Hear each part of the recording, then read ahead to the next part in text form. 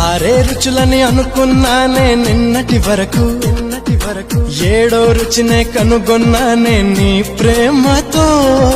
രുചികളാണെന്ന് ഞാൻ കണ്ടു ഇന്നലെ വരയിൽ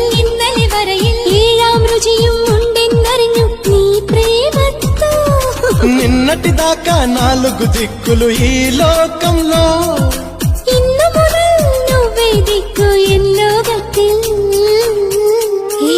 മനസ്സിലായോ నీ పలుకులే కీరవాణి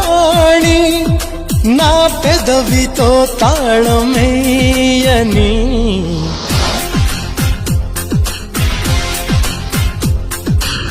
మాధవుడే బ్రహ్మను పోని సృష్టించాడేమో గాని